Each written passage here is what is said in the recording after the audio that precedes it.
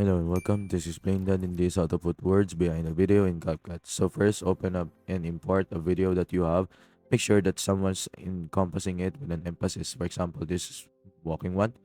So just add the default text and just edit it out whatever you want. For example, this is Plain Dad. Make it sure that it's bold so we'll be able to see more the emphasis on the text itself. So just import it just like any other video. Yeah. And after importing that, just tap on cancel so you have the same project. So you got to import the newly created video with the text in it, and make sure that you also import the original one.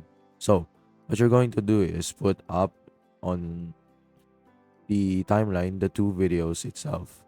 So after that, you just got to go to the first original clip and make sure to tap on the cutout section, then go to bottom, tap on the auto cutout.